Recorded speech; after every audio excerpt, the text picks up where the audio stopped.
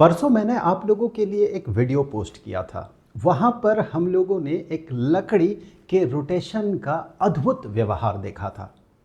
अगर आप लोगों ने उस वीडियो को देखा है तो बहुत अच्छी बात है। अगर आपने नहीं देखा है तो कुछ शब्दों में मैं आपको ये बता दे रहा हूँ कि उस वीडियो में हम लोगों ने क्या देखा था। तो यहाँ पर एक लकड़ी है। इस लकड़ी का सेंटर ऑफ मास कुछ इस जगह पे सिचुएटेड होगा। इस जगह पे लकड़ी बंधा हुआ है यहाँ से, और ये धागा है। लकड़ी को कुछ इस तरह से रखा जा रहा है कि यहाँ दीवार से उसे सपोर्ट मिल रहा है, नॉर्मल रिएक्शन लगा रहा है दीवार इस पे, और सेंटर ऑफ मास इसका जहाँ से लकड़ी धागे से बंधा हुआ है उससे थोड़ा ऊपर है।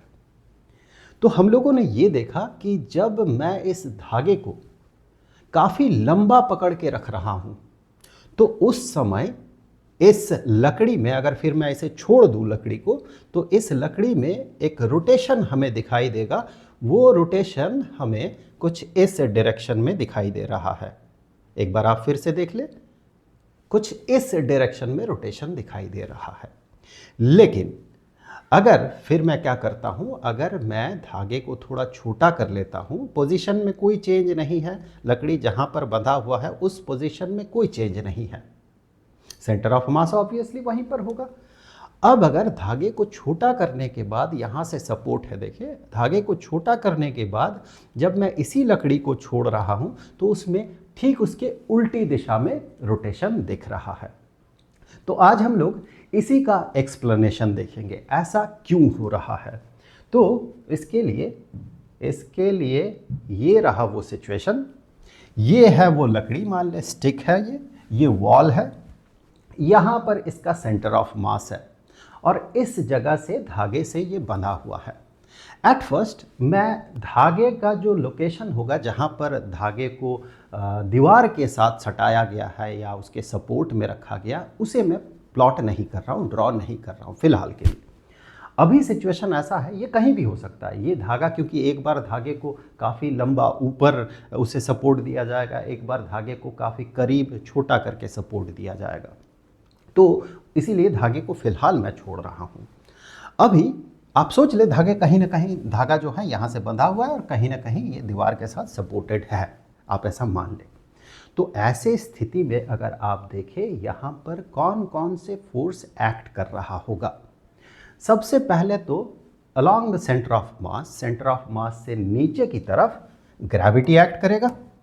अब ग्रेविटी ऑब्वियसली नीचे की तरफ, यहाँ से ग्रेविटेशनल फोर्स जो है वो नीचे की तरफ एक्ट करेगा, यहाँ से, ओके, यहाँ से ग्रेविटेशनल फोर्स नीचे की तरफ इस तरह से एक्ट करेगा। और नॉर्मल रिएक्शन हम पाएंगे, नॉर्मल रिएक्शन जहाँ पर कांटेक्ट है, स्टिक का कांटेक्ट इस वॉल के साथ जिस जगह पे है, वहाँ से एक नॉर्मल रिएक्शन एक्ट करेगा। नॉर्मल रिएक्शन कौन लगाएगा? स्टिक पे लगेगा, क्योंकि हम लोग सारे फोर्सेस कंसीडर करेंगे स्टिक पे लगा हुआ, जो कि स्टिक के रोटेशन और मोशन के लिए जिम्मेदार होगा, ट्रांसलेशनल मोशन, रोटेशनल मोशन के लिए जिम्मेदार होगा। अब यहाँ पर दीवार लगा रहा है स्टिक पे नॉर्मल रिएक्शन, तो उन दोनों को लिख लिया जाए। सो ये हो गया mg फोर्स और ये हो गया normal reaction n। Along the line of normal reaction and along the line of mg gravitational force, जब हम लोग इस लाइन को प्रोसीड करते हैं तो ये यहाँ पर इंटरसेक्ट कर रहा है। अभी मैं क्या कर रहा हूँ, फ्रिक्शन होगा या नहीं, फ्रिक्शन तो नहीं भी हो सकता है, हो भी सकता है, ये डिपेंड करेगा नॉर्मल रिएक्शन के, फ्रिक्शन कितना होगा ये डिपेंड करेगा नॉर्मल रिएक्शन पे एंड कोएफिशिएंट ऑफ फ्रिक्शन पे। लेकिन फ्रिक्शन होगा या नहीं वो तो इसके रोटेशनल टेंडेंसी पर निर्भर करेगा। अगर हम लोग धागे को कुछ इस तरह से बांध दें कि इसमें कोई भी रोटेशनल टेंडेंसी ना हो तो फिर फ्रिक्शन क्रिएट नहीं होगा, क्योंकि फ्रिक्शन रिलेटिव मोशन को अपोज करेगा। इस पॉइंट में इस स्टिक का जो रिलेटिव मोशन होगा with respect to the wall, इसे वो अपोज करेगा। तो सबसे पहले तो रिलेटिव मोशन का टेंडेंसी क्रिएट होना होगा। तो पहला सिनेरियो हम लोग ऐसा बनाएंगे कि इसमें रोटेशनल टेंडेंसी ना हो, फिर हम लोग धागे को मूव करके ऊपर नीचे मूव करके देखेंगे इसमें रोटेशनल टेंडेंसी कितना होगा, उस रोटेशनल टेंडेंसी के कारण फ्रिक्शन किधर अपीयर करेगा, और फिर हम लोग उसे कैलकुलेट भी करेंगे, फ्रिक्शन कितना होगा, नॉर्मल रिएक्शन कितना होगा, धागा बंधा हुआ है तो टेंशन कितना होगा, ये सारी चीज़ें हम लोग कैलकुलेट करेंगे। तो पहला हमारा काम ये है कि हम कुछ इस तरह से धागा को बांधे ताकि धागा बंधा हुआ यहाँ से है, धागा को लोकेट पोजीशन ऐसा दीवार में रखे, उसे सपोर्ट ऐसे जगह पे दे कि इसमें रोटेशनल टेंडेंसी ना हो। मैं अगर यहाँ से इस पॉइंट को होते हुए अगर मैं इस वॉल को टच करता हूँ, यहाँ से धागा बंधा हुआ है, इस जगह से धागा बंधा हुआ है, तो आप एक बहुत इंटरेस्टिंग चीज़ पाएंगे। धागे को ड्रॉ कर ले, धागा को मैं यहाँ पर ड्रॉ कर लेता हूँ, ये जो है ये धागा को रिप्रेजेंट कर रहा है। ओके, सो इसे मैं थोड़ा सा बोल्ड कर दूँ। ओके, ये हो गया धागा। अब यहाँ पर ऑब्वियसली जो सिचुएशन दिख रहा है उसके हिसाब से ऑब्वियसली यहाँ पर एक टेंशन अपीयर करेगा, टेंशन फोर्स यहाँ पर ये इस लकड़ी को खींचे रखेगा इधर। अब यहाँ पर अगर आप गौर से देखेंगे तो आप ये पाएंगे कि इन फोर्सेस के कारण, इसके और इस टेंशन, इन तीनों फोर्सेस के कारण इस स्टिक में जो नेट टॉर्क बनेगा वो नेट टॉर्क ज़ीरो बनेगा। ऐसा क्यों? क्योंकि हमें पता है कि स्टैटिक इक्विलिब्रियम में एक बॉडी पे लगा हुआ नेट टॉर्क जो है अबाउट एनी पॉइंट वो ज़ीरो होता है, about any point. Last video में, पिछले वीडियो में, कल के वीडियो में हम लोगों ने इस पे डिटेल्स में चर्चा किया था, उस वीडियो का लिंक आपको नीचे डिस्क्रिप्शन बॉक्स में मिल जाएगा। तो स्टैटिक इक्विलिब्रियम में एक बॉडी पे नेट टॉर्क ज़ीरो होता है अबाउट एनी पॉइंट। तो हम अगर एक ऐसा पॉइंट चूज़ कर ले, अपने सहूलियत के हिसाब से एक पॉइंट चूज़ करेंगे जहाँ पर हमें ये क्लियरली दिखेगा कि तीनों फोर्सेस के कारण बना हुआ नेट टॉर्क इस बॉडी पे ज़ीरो होगा। आप कुछ देर वीडियो को पॉज करके आप सोचिए कि वो रेफरेंस पॉइंट हम कौन सा ले जिससे कि हम बड़े आसानी से ये प्रूव कर सके कि इस बॉडी पे लगा हुआ नेट टॉर्क ज़ीरो है। चूंकि नेट टॉर्क ज़ीरो होगा तो इसमें रोटेशनल टेंडेंसी नहीं होगा। जब रोटेशनल टेंडेंसी नहीं होगा तो फिर यहाँ फ्रिक्शन भी इस जगह पे अपीयर नहीं करेगा, यानी कि सिर्फ तीन फोर्सेस ही रहेंगे। सोच लिया आपने? वो पॉइंट रेफरेंस पॉइंट है यहाँ पर। अगर मैं रेफरेंस पॉइंट यहाँ पर मान लेता हूँ, रेफरेंस पॉइंट को मैं अगर ये यहाँ पर मान लेता हूँ, late us say that is the reference point O, तो इस पॉइंट के अबाउट, पॉइंट बाहर भी तो हो सकता है, लास्ट वीडियो में हमने यही तो देखा था, पॉइंट कहीं भी हम लोग अज्यूम कर सकते हैं। तो यहाँ पर इस पॉइंट के रेफरेंस में अगर देखा जाए, इस पॉइंट के about torque, net torque zero होगा। बिकॉज आप mg को गौर से देखें, इसी पॉइंट के अलोंग लग रहा है, यानी mg का इस पॉइंट से परपेंडिकुलर डिस्टेंस ज़ीरो हो गया, तो mg के कारण बना टॉर्क ज़ीरो हो गया about this point. Normal reaction भी उसी पॉइंट से पार हो रहा है। इससे भी अगर लाइन को आप क्रॉस करें या इसे अगर प्रोसीड करें तो आप पाएंगे इसी पॉइंट से पार हो रहा है, यानी नॉर्मल रिएक्शन का भी इस पॉइंट के साथ जो परपेंडिकुलर डिस्टेंस है वो ज़ीरो हो गया, सो इसके कारण भी टॉर्क ज़ीरो हो गया। टेंशन सेम लॉजिक, उसी पॉइंट से पार हो रहा है या फिर कहें उसी पॉइंट के अलोंग लग रहा है, सो टेंशन का इस पॉइंट से परपेंडिकुलर डिस्टेंस ज़ीरो हो गया। तो तीनों फोर्सेस के कारण लगा हुआ टॉर्क जो है zero zero zero, net torque zero हो गया। जब नेट टॉर्क ज़ीरो हो गया, मैं फिर से रिपीट कर दूं कि इसमें रोटेशनल टेंडेंसी है नहीं। जब रोटेशनल टेंडेंसी है नहीं तो फ्रिक्शन की ज़रूरत ही नहीं है, फ्रिक्शन वह पैदा ही नहीं होगा। फ्रिक्शन तो तब पैदा होगा ना जब इसमें किसी भी डायरेक्शन में, चाहे इस डायरेक्शन में हो या इस डायरेक्शन में हो, इसमें एक रोटेशनल टेंडेंसी रहे। यहाँ पर जहाँ कॉन्टैक्ट पॉइंट है वहाँ पर ये बॉडी स्लाइड करने की चाहत रखे या टेंडेंसी रखे, इस बॉडी के रेस्पेक्ट में ये बॉडी इस तरह से नीचे की तरफ स्लाइड करे या ऊपर की तरफ स्लाइड करे, ऐसा टेंडेंसी रखे, तो उसे रोकने के लिए तब यहाँ पर फ्रिक्शन अपीयर होगा। यहाँ पर किसी भी तरह का फ्रिक्शन अपीयर नहीं होगा, बिकॉज स्टिक में इन मेन फोर्सेस के कारण रोटेशनल टेंडेंसी है नहीं, तो सेकेंडरी फोर्स, फ्रिक्शनल फोर्स वो अपीयर नहीं करेगा।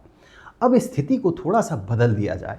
अब की बार मैं जो धागे को रखूँगा उस धागे को कुछ इस तरह से रखा जाए, यहाँ से मैं धागा हटा देता हूँ। सो धागे को मैं अब की बार, धागा बंधा हुआ तो वहीं से रहेगा, उसमें तो कोई परिवर्तन नहीं होगा, यहीं पर बंधा हुआ है धागा, तो यहाँ से मैं धागे को लंबा कर देता हूँ। इस बार धागा जैसे ही लंबा हो गया वैसे ही आप ये पाएंगे कि धागा जैसे ही लंबा हो गया वैसे ही आप ये पाएंगे कि धागा जहाँ से क्रॉस करेगा, अगर मैं उसके लाइन को प्रोसीड करता हूँ, पहले तो मैं ये लिख दूँ कि यहाँ पर टेंशन अपीयर कर रहा है, यहाँ पर टेंशन अपीयर कर रहा है। अगर मैं इसी लाइन को प्रोसीड करता हूँ तो मैं ये पाता हूँ कि इस बार ओ पॉइंट से ये पार नहीं होगा। इस बार यहाँ से लेके मैं इसे प्रोसीड कर दूँ ऐसे, इस बार ये ओ पॉइंट से पार नहीं हो रहा है बल्कि कहीं दूसरे जगह से पार हो रहा है। लेट अस से ओ डैश पॉइंट से पार हो रहा है। अब यहाँ पर इंटरेस्टिंगली आप देखें, हम अगर रेफरेंस पॉइंट अपने सहूलियत के हिसाब से देखें तो हम यहाँ पर रेफरेंस पॉइंट मान सकते हैं। इस पॉइंट के अबाउट हम देखेंगे क्या टॉर्क ज़ीरो है, तो आप गौर से पाएंगे कि टेंशन, इस पॉइंट के अबाउट टेंशन के कारण बना हुआ टॉर्क ज़ीरो होगा, क्योंकि टेंशन के लाइन को प्रोसीड करे, जिस लाइन में टेंशन लग रहा है प्रोसीड करे तो इसी पॉइंट से पार हो रहा है। Let us say this point is O double dash कर देता हूँ इसे, इस पॉइंट को, और उसी पॉइंट से देखें नॉर्मल रिएक्शन भी पार हो रहा है, मतलब नॉर्मल रिएक्शन का भी perpendicular distance O double dash point से ज़ीरो है, तो ये भी टॉर्क नहीं बनाएगा। बचा हुआ रहा mg, इस पॉइंट के अबाउट ये mg टॉर्क बनाएगा। किधर बनाएगा गौर से देखें, mg का डायरेक्शन ये, परपेंडिकुलर डिस्टेंस ये, तो इस पॉइंट के अबाउट परपेंडिकुलर डिस्टेंस को मैं एक बार यहाँ पर ड्रॉ कर दूं। mg का perpendicular distance o dash point से ये होगा, ये परपेंडिकुलर डिस्टेंस होगा। मैं थोड़ा एनलार्ज कर दूं इसे, मैं थोड़ा सा इसे एनलार्ज कर दूं। ये हो गया परपेंडिकुलर डिस्टेंस mg का, mg को प्रोसीड करें इस पॉइंट से mg का परपेंडिकुलर डिस्टेंस दिस डिस्टेंस। अब आप ये देखें कि इस पॉइंट के अबाउट mg किस डायरेक्शन में रोटेशनल टेंडेंसी रखेगा। अबाउट दिस पॉइंट mg इधर, तो किधर रोटेशन कर रहा है ये इस डायरेक्शन में, फोर्स इस डायरेक्शन में है तो इधर रोटेट कर रहा है, यानी स्टिक को बाहर की तरफ ऐसे निकालेगा, इस तरह से बाहर की तरफ ये स्टिक को निकालेगा। अगर धागा को हम लंबा रखते हैं तो स्टिक इस तरह, इस डायरेक्शन में रोटेट करने का टेंडेंसी रखता है। एक बार हम लोग इसे देख लें, जो हमने थोड़ी देर पहले जो हमने देखा था उसे एक बार हम लोग वापस से देख लेते हैं।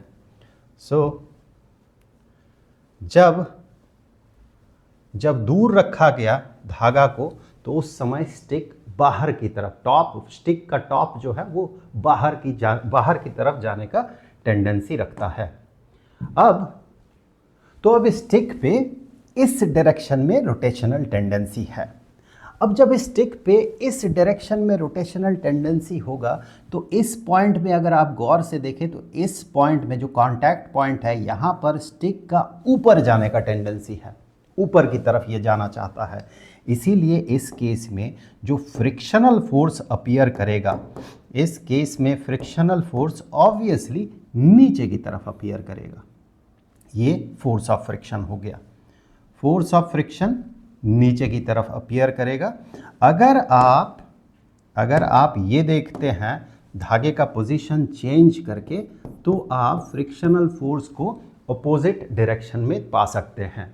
जैसे कि इस केस में टेंशन जो है, टेंशन से पहले तो धागा को देख ले, धागा को छोटा किया गया, धागा बहुत करीब है, ऊपर नहीं है, काफ़ी नीचे है दीवार के सपोर्ट में। तो जब मैं इसे टेंशन वाले लाइन को, टेंशन इसी के अलॉन्ग लगेगा, धागे के अलॉन्ग, उसी लाइन को मैं प्रोसीड करता हूँ तो इस बार ये जो प्रोसीड किया गया लाइन है वो इस पॉइंट के mg और नॉर्मल रिएक्शन का जो यहाँ पर इंटरसेक्शन है उस पॉइंट से ऊपर कट रहा है, mg के लाइन को ऊपर काट रहा है। तो जब ऐसा होगा तो इस बार आप सोचिए हम लोग रेफरेंस पॉइंट कौन सा लेंगे, इस बार हम लोग रेफरेंस पॉइंट यहाँ पर लेंगे, ये हमारे लिए फ़ायदेमंद होगा। हाँ, इसे आगे बढ़ा के आप यहाँ भी ले सकते हैं, ये थोड़ा समझना आसान हो जाएगा। अब ये अगर मैं रेफरेंस पॉइंट लेता हूँ, late us say this point is ओ चलिए ओ डैश कर देता हूँ, this point is O dash. तो फिर आप इस बार इस ओ डैश के हिसाब से अगर देखें, इसके अबाउट अगर टॉर्क देखें तो टेंशन ज़ीरो टॉर्क बनाएगा, mg ज़ीरो टॉर्क बनाएगा, लेकिन ये n नॉर्मल रिएक्शन इस बार टॉर्क बनाएगा। कैसा टॉर्क बनाएगा, किस डायरेक्शन में टॉर्क बनाएगा, तो इस पॉइंट के अबाउट नॉर्मल रिएक्शन जो फोर्स है उसका डायरेक्शन देखें उधर है। परपेंडिकुलर डिस्टेंस अगर देखें तो ये वाला हो जाएगा परपेंडिकुलर डिस्टेंस नॉर्मल रिएक्शन का, उस पॉइंट के अबाउट जो डिस्टेंस है परपेंडिकुलर डिस्टेंस ये होगा। अब ये परपेंडिकुलर डिस्टेंस नॉर्मल रिएक्शन लग रहा उस डायरेक्शन में, यानी इस पॉइंट के अबाउट रोटेशनल टेंडेंसी इस डायरेक्शन में होगा। इसीलिए धागे को जब करीब बांधा जा रहा है या करीब सपोर्ट दिया जा रहा है दीवार के, तो उस समय स्टिक में इस डायरेक्शन में रोटेशनल टेंडेंसी हो रहा है, ठीक उल्टी दिशा में रोटेशनल टेंडेंसी हो रहा है। आई डोंट थिंक कि आपको फिर से देखने की ज़रूरत है उस वीडियो को। तो यहाँ पर अगर आप फ्रिक्शन को कैलकुलेट करें या फ्रिक्शन पता करने की कोशिश करें कि किस डायरेक्शन में लगेगा, तो फिर किस डायरेक्शन में लगेगा, इसका रोटेशनल टेंडेंसी ऐसा है, इस तरह का रोटेशनल टेंडेंसी है, यानी ये पॉइंट जो है स्टिक का निचला पॉइंट नीचे की तरफ जाना चाहता है।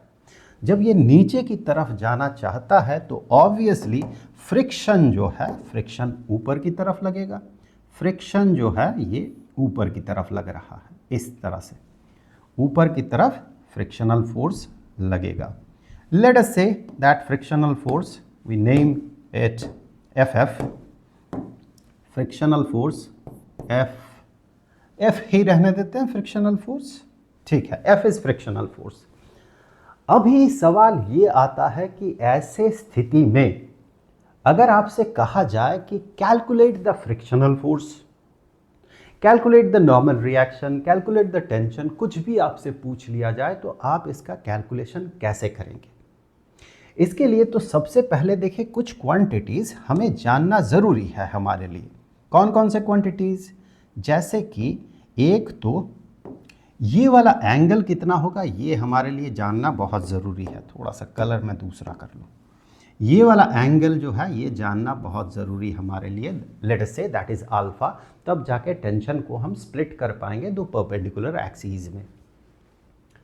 अब यहाँ पर आप देखें, इसे प्रोसीड करने के बाद mg के लाइन को ये जहाँ पर काट रहा है, अगर मैं इस कांटेक्ट पॉइंट से उस पॉइंट को ओ डैश पॉइंट को मिला लेता हूँ तो हमें एक एंगल मिलेगा जो हमारे लिए जानना बहुत ज़रूरी है, तब जाके हम लोग कैलकुलेशन कर सकते हैं। ये इस तरह से हमने इसे मिला लिया और हमने उसे नाम दे दिया, इस वाले एंगल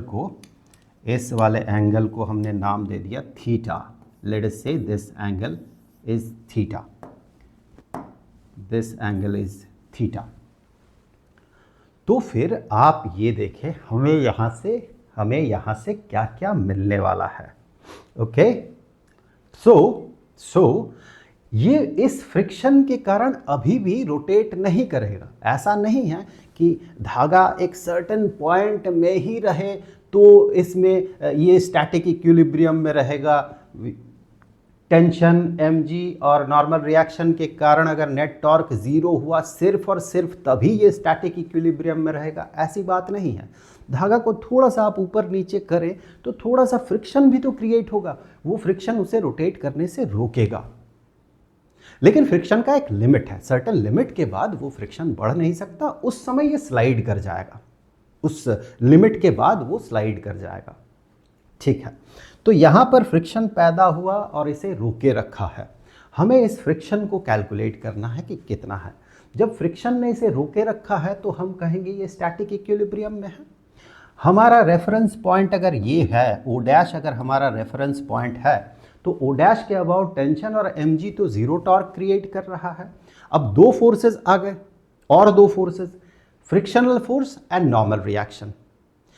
अब चूंकि ये स्टैटिक इक्विलिब्रियम में है तो नेट टॉर्क इसमें जीरो होगा। हमने रेफरेंस पॉइंट ओ डैश लिया, टी और एम जी के कारण नॉर्मल, टी और एम जी के कारण टॉर्क जीरो हो गया, यानी कि एफ और एन के कारण भी टॉर्क जीरो होना होगा, तब जाके नेट टॉर्क जीरो होगा।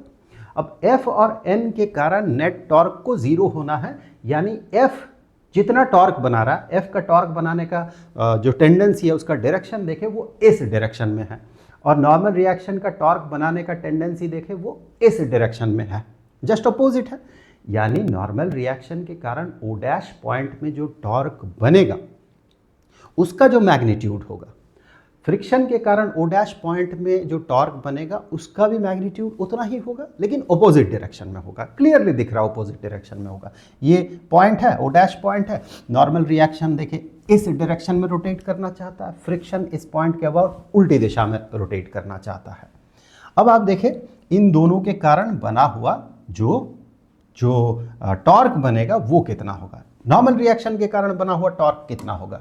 नॉर्मल रिएक्शन के कारण बना हुआ टॉर्क जो है हम कहेंगे द फोर्स नॉर्मल रिएक्शन, और उसका perpendicular distance O dash point से, वो परपेंडिकुलर डिस्टेंस यहाँ से लेके यहाँ तक है। मैं थोड़ा सा इनलार्ज कर देता हूँ, इसे मिटा दूँ, अभी इसे थोड़ा सा इनलार्ज कर दूँ। सारे फोर्सेस आपको क्लियरली दिख रहे हैं, तो मैं इसे फिलहाल ऐसे थोड़ा सा इनलार्ज कर दूँ ऐसे।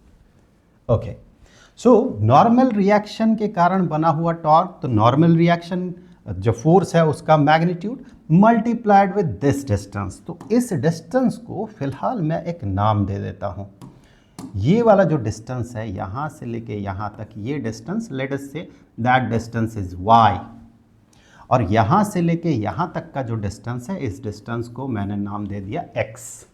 यहाँ से लेके यहाँ तक, यहाँ से लेके यहाँ तक का डिस्टेंस हो गया x, और यहाँ से लेके यहाँ तक का डिस्टेंस हो गया y।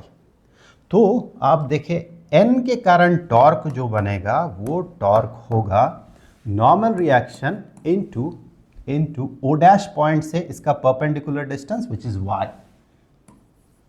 And that should be equal to frictional force के कारण इस पॉइंट के अबाउट जो टॉर्क बनेगा वो कितना बनेगा। Frictional force O dash point से ये परपेंडिकुलर डिस्टेंस है, उसी को आप नीचे ले जाए तो ये वाला लेंथ मिलेगा आपको, विच इज हमने नाम दिया x, यानी ये बराबर हो जाएगा फ्रिक्शनल फोर्स इनटू x के।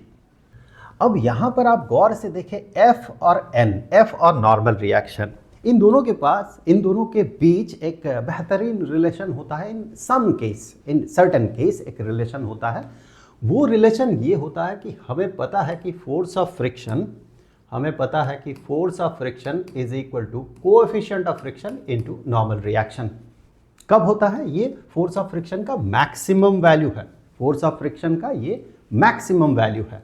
तो यहाँ से हम लिमिटिंग केस में ये कह सकते हैं, मतलब फोर्स ऑफ फ्रिक्शन जब मैक्सिमम होगा उस समय म्यू यानी कि coefficient of friction is equal to force of friction divided by normal reaction. It is in case of limiting case, मतलब जस्ट ये system at the brink of motion होगा, उस समय फ्रिक्शन अपने फुल ग्लोरी में होगा, और उस कंडीशन में ये सेटिस्फाइड होता है। This is for limiting case, यानी कि इसके बाद वो स्थिति जिसके बाद ये पूरा सिस्टम जो है ये ब्रेक डाउन कर जाएगा, मतलब इसका स्टैटिक इक्विलिब्रियम ब्रेक डाउन कर जाएगा और ये रोटेट करना शुरू कर जाएगा, यहाँ से ये स्लाइड करना शुरू करेगा। ये लिमिटिंग केस है। मतलब अगर हम इस वाले टर्म को ले आते हैं समहाउ, तो ये हमारे लिए किसी न किसी केस में फ़ायदेमंद होगा। तो यहाँ से आप देखें f डिवाइडेड बाई n अगर मैं कहता हूँ, चलिए mu is equal to f divided by n कर दूँ, विच इज़ म्यू हमें पता है mu is equal to f divided by n in limiting case. चलिए ठीक है, इसे हटा ही देता हूँ क्योंकि फिर वो स्पेशल केस हो जाएगा ना। ऑर्डिनरीली मैं ये कह सकता हूँ कि f divided by n is equal to f divided by n is equal to y divided by x, and आप इंटरेस्टिंगली ये पाएंगे कि y divided by x is this length, y is this length, ये 90 degree बन रहा है, ये angle theta है, then tangent of theta this is equal to tangent of theta. यानी कि in limiting case, in limiting situation when it is at the brink of motion, at the brink of rotation, मतलब just rotate करेगा, इसके बाद थोड़ा सा भी आप छेड़खानी कर दे पॉजिटिव डायरेक्शन में, सही दिशा में छेड़खानी कर दे थोड़ा सा भी, तो ये रोटेट करने लगेगा, बॉडी स्लाइड करने लगेगा। तो उस लिमिटिंग केस में हम ये पाएंगे कि coefficient of friction is equal to tangent of theta होगा। लेकिन इन जनरल केस हम ये पाएंगे कि force of friction is equal to normal reaction into tangent of theta. मतलब फोर्स ऑफ फ्रिक्शन तो ऐसा नहीं है कि कांस्टेंट है, हमेशा ही force of friction is equal to mu into m तो होगा नहीं, coefficient of friction into normal reaction ये इसका मैक्सिमम वैल्यू है। तो इन जनरल केसेस तो और भी हो सकता है, बीच में कोई भी सिचुएशन बन सकता है जहां पर कि ये अपने मैक्सिमम ग्लोरी में ना हो, मैक्सिमम एबिलिटी में ना हो। सो उस केस में इन जनरल केस हम ये कह सकते हैं। तो इस तरह से हम फोर्स ऑफ फ्रिक्शन को पता कर सकते हैं। अगर मैं कहूँगा पता कर सकते हैं तो आप तुरंत मुझसे ये सवाल ज़रूर पूछेंगे, फिर ये होगा कितना। मैं कहूँगा normal reaction into tangent of theta, फिर आप सवाल पूछेंगे कि भाई नॉर्मल रिएक्शन कितना होगा। बढ़िया सवाल है, नॉर्मल रिएक्शन कितना होगा। इसका मतलब फोर्स ऑफ फ्रिक्शन इस फॉर्मूला से गाइडेड तो होगा, लेकिन उसके लिए नॉर्मल रिएक्शन कितना होगा ये भी हमें पता होना चाहिए, ज़रूरी है। अब नॉर्मल रिएक्शन को कैसे पता किया जाए? नॉर्मल रिएक्शन को पता करने के लिए आपको यहाँ पर टेंशन को दो परपेंडिकुलर एक्सिस में स्प्लिट करना होगा। क्योंकि ये स्टैटिक इक्विलिब्रियम में है तो रोटेशनल इक्विलिब्रियम के साथ साथ ये ट्रांसलेशनल इक्विलिब्रियम में भी तो है। तो इसे मैं इस दिशा में प्रोपगेट कर देता हूँ और एक इस दिशा में। तो टेंशन का दो कंपोनेंट, एक कंपोनेंट टेंशन का इस दिशा में और दूसरा कंपोनेंट इस दिशा में। अभी चूंकि वो एंगल गिवन है, ये वाला एंगल नोन है, तो उस एंगल के रेस्पेक्ट में हम लोग इसे कैलकुलेट कर सकते हैं दोनों कंपोनेंट्स को। ये अल्फा होगा, ये लाइन पर पैरेलल लाइंस है, तो ये हो जाएगा अल्फा। यानी कि ये हो जाएगा tension into cosine of alpha और ये हो जाएगा tension into sine of alpha. अब आप गौर से देखें, ये अगर ट्रांसलेशनल इक्विलिब्रियम में होगा, यानी कि हॉराइजेंटल एक्सिस, एन तो हॉराइजेंटल एक्सिस के अलॉन्ग लग रहा है, हॉराइजेंटल एक्सिस के अलॉन्ग उस दिशा में, हॉराइजेंटल दिशा में जो फोर्सेस लग रहा है वो उसका नेट वैल्यू जो है वो ज़ीरो होना चाहिए। यानी net force along the horizontal axis ये ज़ीरो होना चाहिए। हॉराइजेंटल एक्सिस के अलॉन्ग एन लग रहा है नॉर्मल रिएक्शन और टी साइन ऑफ अल्फा लग रहा है, दोनों अपोजिट दिशा में है। यानी इसका मैग्नीट्यूड और इसका मैग्नीट्यूड सेम होगा, तो ये net force along the x axis, ये नेट फोर्स ज़ीरो हो जाएगा। तो हम कहेंगे एक्स एक्सिस के अलॉन्ग ये ट्रांसलेशनल इक्विलिब्रियम में है। तो उस लॉजिक से हम लोग ये कहेंगे अभी कि normal reaction into tension into sine of alpha, alpha का वैल्यू नोन है, यहाँ से आप इजीली कैलकुलेट कर सकते हैं जो सिनेरियो गिवन है वहाँ से, या फिर अल्फा गिवन रहेगा। तो यहाँ से हम लोग बड़े आसानी से ये कह सकते हैं कि normal reaction is equal to tension into sine of alpha. तो सारा टेंशन खत्म हो गया, क्योंकि जब मैंने फोर्स ऑफ फ्रिक्शन आपसे कहा था कि force of friction is normal reaction into tangent of theta, तो there is a huge possibility कि आपने मुझसे सवाल पूछा होगा कि व्हाट इज नॉर्मल रिएक्शन। तो उसका जवाब ये है कि normal reaction is equal to tension into sine of alpha, alpha is known. अब भी तो आप मुझसे सवाल पूछेंगे व्हाट इज टेंशन, वो कितना है, क्योंकि उसे जाने बिना हम नॉर्मल रिएक्शन कैसे जानेंगे, नॉर्मल रिएक्शन को जाने बिना हम फोर्स ऑफ फ्रिक्शन कितना है ये कैसे जानेंगे। ठीक है, तो फिर अभी हमारा टास्क क्या है? अभी हमारा टास्क है कि टेंशन कितना है इसे भी पता करना है, बिकॉज वो भी अननोन है, अभी कितना होगा हमें नहीं पता, कितना हो रहा है यहाँ पर। सो टेंशन को जब हम लोग कैलकुलेट करेंगे तो कैसे कैलकुलेट करेंगे? टेंशन का एक रिलेशन तो हमें यहाँ से मिल रहा है, अब दूसरा रिलेशन हमें कहाँ से मिलेगा? हमने इससे पहले हॉरिजॉन्टल एक्सिस के अलॉन्ग इसे ट्रांसलेशनल इक्विलिब्रियम में रख के इक्वेशन बनाया, ये वर्टिकल एक्सिस के अलॉन्ग भी रख दिया जाए। अगर ये स्टैटिक इक्विलिब्रियम में होगा तो वर्टिकल एक्सिस के अलोंग भी इसका ट्रांसलेशनल मोशन नहीं है, यानी कि वर्टिकल एक्सिस के अलोंग भी नेट फोर्स 0 होना चाहिए। वर्टिकल एक्सिस के अलोंग कौन कौन सा फोर्सेस लग रहा है? mg लग रहा है, और कौन लग रहा है? t कोसाइन ऑफ अल्फा लग रहा है, and f force of friction लग रहा है। f और t कोसाइन ऑफ अल्फा ऊपर की तरफ लग रहा है, mg नीचे की तरफ लग रहा है, और तो कोई फोर्स है नहीं, यानी इन तीनों को मिला के नेट फोर्स 0 होना चाहिए। वर्टिकल एक्सिस के अलोंग इसका कोई मोशन है नहीं, तो वर्टिकल एक्सिस के अलोंग नेट फोर्स 0 होना चाहिए, यानी mg जो नीचे की तरफ लग रहा है उसका magnitude and force of friction and t cosine of alpha जो ऊपर की तरफ लग रहा है, इन दोनों का टोटल इसके बराबर होना होगा मैग्नीट्यूड के हिसाब से। डायरेक्शन तो ऑब्वियसली अपोजिट होना ही होगा, ये दोनों ऊपर ये नीचे, तब जाके नेट फोर्स 0 हो जाएगा। तो उस कंडीशन को जब मैं अप्लाई करूंगा यहाँ पर, तो मुझे क्या कहना होगा? मैं कहूँगा कि mg is equal to t cosine of alpha, t into cosine of alpha plus force of friction.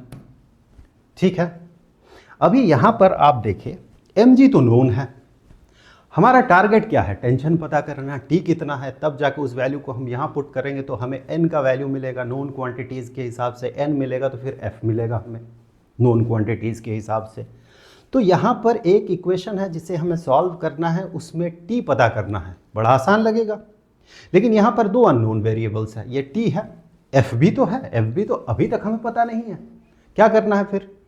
अगर मैं f को यहाँ से सब्सटीट्यूट कर देता हूँ n into tangent of theta, फिर n अननोन क्वांटिटी रह जाएगा, लेकिन उसी n को मैं t साइन ऑफ अल्फा से सब्सटीट्यूट कर सकता हूँ, तो एक ही अननोन वेरिएबल t रह जाएगा यहाँ पर। ठीक, f is equal to n into tangent of theta and n is equal to t sine of alpha, तो f is equal to t sine of alpha tangent of theta. So यहाँ से मैं इसे सब्सटीट्यूट कर सकता हूँ, किससे substitute कर सकता हूँ? t sine of alpha into tangent of theta, t sine of alpha, t sine of alpha हो गया n into tangent of theta हो गया f, so into tangent of theta. तो यहाँ से हम क्लियरली ये पाते हैं कि इधर से t को अगर कॉमन ले लेता हूँ मैं, तो ब्रैकेट के भीतर cosine of alpha plus sine of alpha into tangent of theta, तो उसी mg को उससे डिवाइड कर दें, तो t is equal to that thing, ये mg divided by cosine of alpha plus sine of alpha into tangent of theta. तो ये हमें मिल गया टेंशन। अभी अगर आपसे पूछा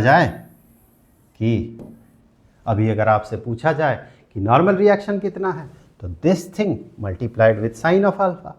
आपसे अगर पूछा जाए फोर्स ऑफ फ्रिक्शन कितना है, तो आप कहेंगे this thing into sine of alpha जो कि नॉर्मल रिएक्शन है, इंटू टेंजेंट ऑफ थीटा जो कि आपको फ्रिक्शन दे देगा। तो ऐसे केसेस में इस तरह से हम लोग अननोन क्वांटिटीज़ को पता कर सकते हैं। और साथ ही साथ यहाँ पर मैं एक बार फिर से रिपीट कर दूँ, ये फोर्स जो है, ये फ्रिक्शनल फोर्स जो है, ये तो वेरिएबल होगा, ये तो चेंज होगा। पिछले केस में यही फ्रिक्शनल फोर्स नीचे था, चीज़ों को पता करने का तरीका सेम होगा, सिर्फ कुछ जगह पे प्लस माइनस वो आपको ध्यान रखना होगा। जैसे कि जब आप वर्टिकल फोर्सेस का नेट फोर्स 0 कंसिडर करेंगे जिस समय, उस समय आप पाएंगे mg के साथ फोर्स ऑफ फ्रिक्शन को ऐड करने से टेंशन का ये वाला वर्टिकल कॉम्पोनेंट बनेगा। इस केस में हमने क्या किया था?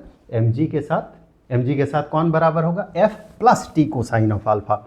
जबकि अगर केस थोड़ा सा चेंज हो जाए तो आपको थोड़ा ध्यान रखना होगा, इस बार mg plus force of friction is equal to t का वर्टिकल कंपोनेंट होगा। सो ये फोर्स ऑफ फ्रिक्शन तो एडजस्टेबल है, थोड़ा सा इसे क्रिएट होना होगा, तो ये थोड़ा सा क्रिएट होगा।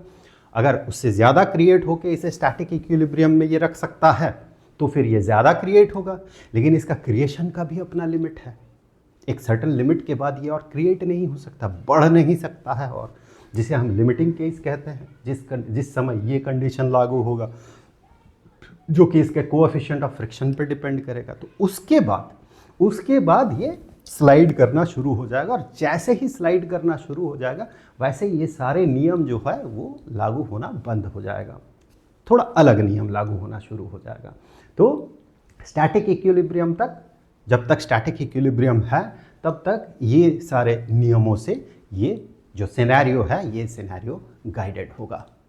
ये जो क्वेश्चन, ये जो सिनेरियो है, ये सिनेरियो मुझे मिला है जो किताब है वो है aptitude test problems in physics by S Krotov, उस किताब से मिला है। एंड उसका अगर आप इस सिनेरियो को अपने फुल ग्लोरी में देखना चाहते हैं तो चैप्टर नंबर 1 का क्वेश्चन नंबर 48 ऑफ क्रोटोव, यहाँ इसे आप देखिए। कभी समय मिले, कभी वैसा सिनेरियो बने तो मैं इसका सल्यूशन भी ज़रूर लेके आऊँगा। अभी तुरंत लेके आऊँगा तो आपको बोरिंग लगेगा, क्योंकि ऐसा ही कंडीशन वहाँ पर अपीयर करेगा। तो आई होप कि कुछ दिन बाद मैं इसका सल्यूशन लाने की पूरी कोशिश करूँगा। साथ बने रहने के लिए शुक्रिया। जल्द मिलते हैं। प्लेलिस्ट का लिंक आपको यहाँ पर मिल जाएगा।